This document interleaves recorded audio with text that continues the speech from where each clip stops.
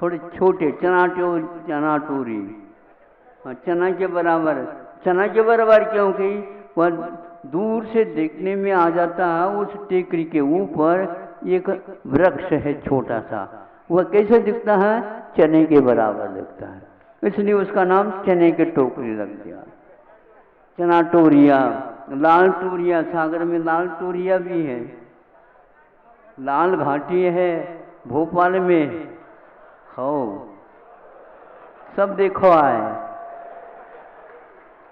क्योंकि सर्वे करना पड़ता है कि कहाँ पर ज़्यादा उतार है, जहाँ पर कहाँ पर चढ़ाव है, तो चढ़ाव तक जो है पानी ले जाने में बहुत दिक्कत हो जाती है। तो ऐसे कोई टेकरी है तो हम कहाँ करें बताओ? हाँ, कैसे कोई विशेष मंत्र या विशेष कोई भी मशीन यंत्र लगा दें ताकि पानी नीचे से ऊपर ले जाए, तो हम इसको महंगाई समझते हैं, ये नहीं करते। यहाँ पर तपो विशेष रूप से और ऐसे बादल बनाओ और ऊपर से कह दो यहीं से बैठ करके भक्ति कर दो, ये वहीं पर परत जाओ, इधर उधर नहीं जाना। इस प्रकार जिसके लिए जितना आवश्यक है उसलिए कर देते हैं। कुछ ज़्यादा भूख लग जाए तो ज़्यादा खा जाए ऐसा कोई नियम नहीं है, तृप्ति होनी चाहिए। कुछ ऐसा माल खिलाना चाहिए, थोड़ा सा खा लो तो भी काम हो जाता। और आज जैसे जमाने में 4-4 बार भी खा लो कुछ नहीं होता। कितना खिला है बताओ? हाँ, कितने भी खा लो, लेकिन वह अनुपात से ही खा लेना चाहिए, दूसरे को भी याद करना चाहिए। हाँ, यहाँ से निर्यात भी होना चाहिए। तो पहले बताया नहीं इन्होंने कि यह शुद्ध चक्र मंडल विधान हुआ तो ये परात भर करके एक ही बार में चढ़ा दिया। तो बार बार चढ़ाओ तो ये एक बार चढ़ाओ, बात ये कहीं अर्घ चढ़ाना है, 1000 अर्घ चढ़ाओ या एक अर्घ चढ़ाओ। हाँ, ऐसा नहीं है, कैसे नहीं है। हम तो पहले यही कहते हैं पंच परमेष्टि को याद करो, नमो शुद्धानम कहो, ये कई बात है। शुद्ध तो सबको होना ही है, यहाँ से वहाँ तक जाना ही है, तो रहेंगे शुद्ध में कौन रहता है? केवल शुद्ध परमेष्टि रहते हैं। एक माई अनंत राजे हैं। मुख्य देखा जाए शुद्ध परमेष्टि को याद करते हैं, अनंत परमेष्टि भी। इससे स्पष्ट है अपने एक ही बार में चढ़ा दो तो भी वो अंजन चोर है ना, नहीं हमारे लिए उदाहरण बहुत जल्दी मिल जाते सुनाते सुनाते याद आ गया। देखो भक्ति तो देखो और आप भी देखो। आपके लिए स्वामी समंतभद्र महाराज जी ने और किसी का उदाहरण नहीं दिया, हमारे पक्ष लेते थे समंतभद्र महाराज। ये एक अंजन चोर को निकाला। चोर तो आप लोगों की निगाह में है, वो वस्तु तो चोर नहीं था, लेकिन बनना पड़ा। आतंकवाद जो बनता है कहीं न कहीं भीतरी परिणामों को टीस पहुंच जाती है तो वह गांठ बांध लेता है। हम भी दिखाए, ये कर लिया उसने, किंतु वह राजकुमार था। चाहे विद्युत चोर हो, चाहे वो अंजन चोर हो, या और कोई भी चोर हो, पहले थे ऐसे। फिर बाद में जब सेठ जी का मंत्र उन्हें उपलब्ध हुआ उस समय ये गलत नहीं हो सकता बस। तो 108 वहाँ पर तुग्गियाँ थी और उसमें बैठ करके एक एक को काटना था। मंत्र शुद्ध होगा तो आसमान में, नीचे से नहीं, आकाश में उड़ेंगे। तो सोचा वैसे मरना है, इससे ये मरेगा नहीं, क्योंकि यह मंत्र कभी गलत नहीं हो सकता। तो चोर ने भी उसको शुद्ध कर दिया। एक ही बार में सारे सारे तुज्जियों को उन्होंने तलवार से काट डाले। और जिसके लिए सिद्धि के लिए वह दूसरा जो सेठ था, बार बार नीचे ऊपर नीचे ऊपर नीचे ऊपर देखते जाओगे तो कुछ नहीं होगा। अब इधर उधर देखो नहीं, बरस रहा तो उसका उपयोग करो। हाँ, जैसे अंजन चोर ने किया। जब अंजन चोर ने किया तो चोर शब्द ही हट गया। ये कैसे कर गया, ये अब क्या करेगा क्या पता। ध्यान रखो, बादलों का पानी गिरता है तो बुरे क्या काम होते, कुछ नहीं। पूरी धरती तो एक बार नमी हो जाती, नमी क्या हो जाती, फूल जाती है। फूल जाती है तो बीज बोया जाता है, बीज बोते ही वह अंकुरित हो करके पूरी की पूरी धरती काली काली दिखती थी, अब हरियाली हो जाती है। एक वर्षा की चमत्कार देखो तो सही, बार बार वर्षा होने के उपरांत क्या चमत्कार है। जिस चमत्कार के ऊपर कुछ वर्षा होनी चाहिए। वहाँ तक यदि मान लो हमारी वर्षा नहीं जाती है तो आप लोगों को स्पष्ट बता देना चाहिए, महाराज आप कितने भी वर्ष हो, नहीं समझे क्या, वहाँ तक पानी नहीं जाएगा तो क्या करोगे, बाहर ही बाहर रह जाएंगे तो पहले बता दो कि महाराज यहाँ पर हम ऊपर ऊपर रखते हैं और भीतर तो पहुँचाते नहीं, आप और कहीं भी जाकर के बरस दो। नहीं, लोग क्या कहेंगे, लोग ये लोग तो महाराज जी को भूल गए, महाराज जी को बुलाते नहीं। ये किसने कहा मुझे बताओ, महाराज जी को आपने कब बुलाया? वहां से तो हम निकले थे। हाँ? बोलो तो, अब पास आ जाए, हीरापुर आ जाए, घुमारा आ जाए, नहीं समझे, बटियागढ़ आ जाए, बक्सुआ आ जाए, सेनपा के पास से आ जाए तो फिर चलो, फिर चलो। कोई भी व्यक्ति बादल समुद्र के ऊपर उठते हैं, वहां जाते हैं कि निमंत्रण जाने के लिए, निमंत्रण दे दो तो भी वह बादल आपके निमंत्रण को नहीं मानता, न चला हुआ न बोला हुआ। बुंदेलखंड में नहीं चलते, पहले बुला हुआ कर लो, फिर इसके उपरांत भोजन के समय पर चला हुआ। ये दोनों निमंत्रण के हैं संकेत। उसी प्रकार हमें बता दो, न बुला हुआ न चला हुआ, कुछ भी नहीं। महाराज विहार कर रहे हैं, हमारे इधर ही आ रहे हैं, किसी को मालूम नहीं। जबलपुर आ रहे हैं, जबलपुर हो करके आए, बीच में जबलपुर पड़ गया, हनुमान ताल भी पड़ गया, लालगंज भी पड़ गया, लाखा भवन भी पड़ गया, शिवनगर भी पड़ गया। आधा घंटे 1 घंटे में सब कुछ आ गया तो बाहर आ गया।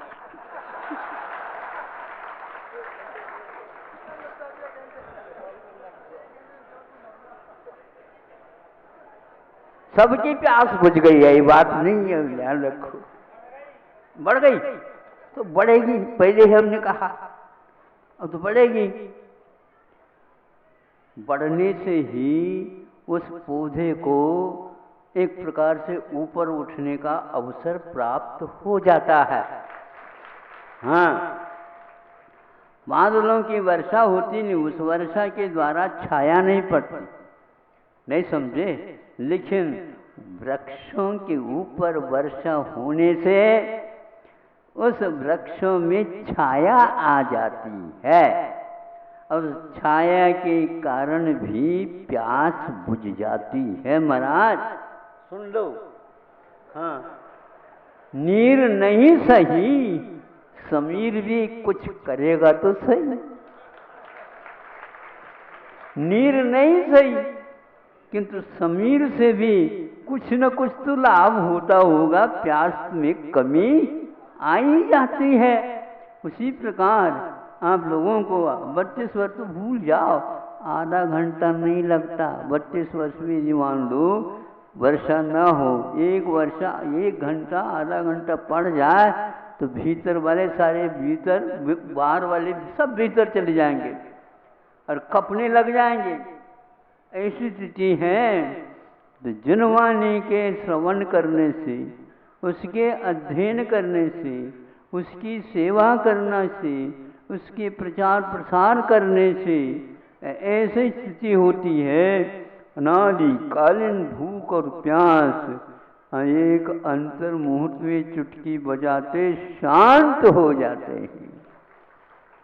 अब खाते रहो रसोई घर में बैठे बैठे, कब शांत होगी? खाने से शांत नहीं, पचाने से शांत हो जाता। और पचाने से पुनः ध्यान रखो स्फूर्ति आती है, स्फूर्ति आती है।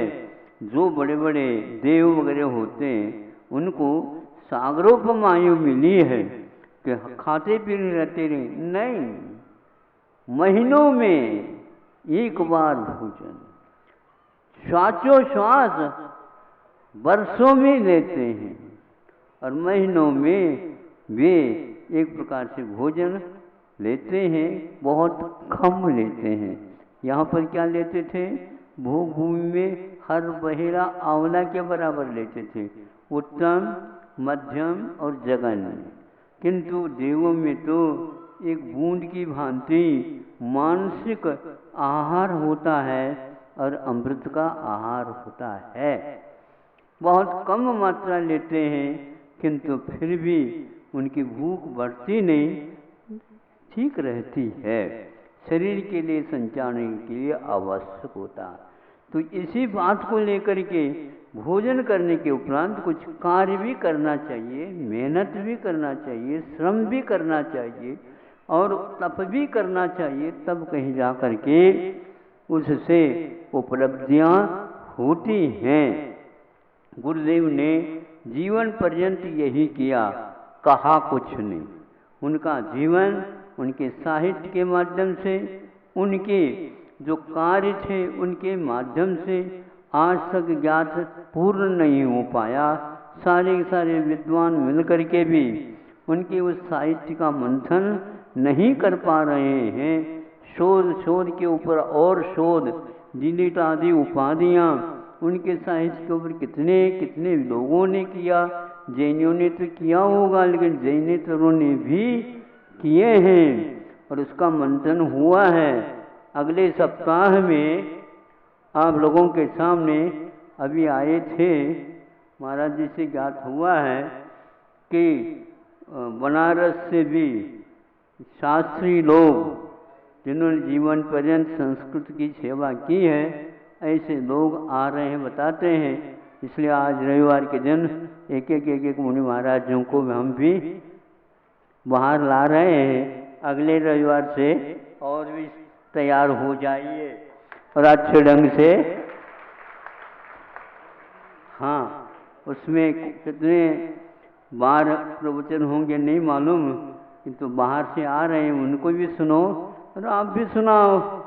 हमें कहेंगे, हम थोड़े से कटौती कर लेंगे और ये 2 और महाराजों को करवाएंगे।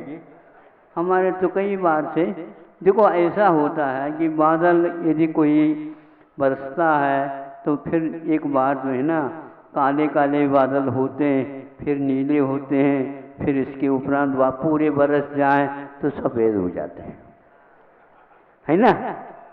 तो हम खूब बरस दिए, गरज भी गए हैं, सब भी बरस भी गया और नए नए तैयार हो गए हैं बादल। अब कितने गरजते हैं देखेंगे और कितने बरसते हैं। अब आपकी बात सुनेंगे और आपकी भी होगी।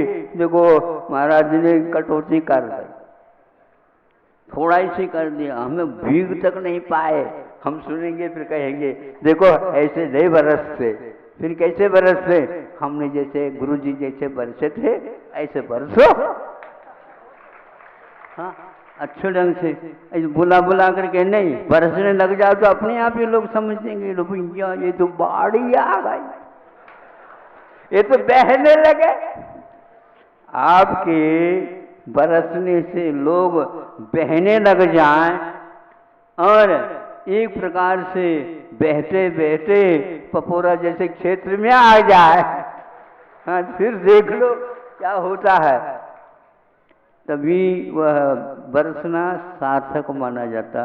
लेकिन ऐसा नहीं समझो कि सारे उस बरसात से उपयोगी कर लेंगे और उससे लाभान्वित होंगे, क्योंकि सूखे भी रह जाते हैं, गीले हो जाते हैं, पुनः वो सूख जाते हैं पत्थर की भांति।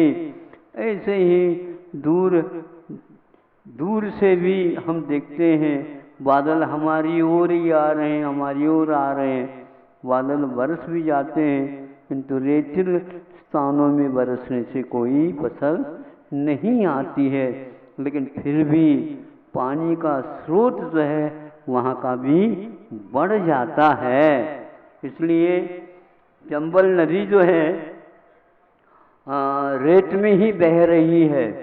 हमने इसको एक दो बार पार करने का भी सोचा आया, उस समय की बात है। तो उस समय देखो बिल्कुल रेत है, और पार होने के उपरांत ज्ञात हुआ कि रेत में ये पानी आया कहाँ से। इसलिए तो कहता हूँ यहाँ पर भले कम बरसे, किंतु ऊपर बहुत बरसता है, वो पानी इकट्ठा होकर के चंबल में भी आ जाता। चंबल जो है ना कोटा को विभाजित करता है। पानी शुद्ध पानी है, और उस चंबल नदी के तट के ऊपर एक क्षेत्र भी बना है। जो द्रव्य संग्रह की रचना वहीं पर हुई है। सिद्धांति देव, नेमिचंद्र सिद्धांति देव हुए हैं। नेमिचंद्र दो ये उन जो गोमठ सरकार है वो अलग है, और द्रव्य संग्रह के अलग है। ऐसे विद्वानों की मान्यता।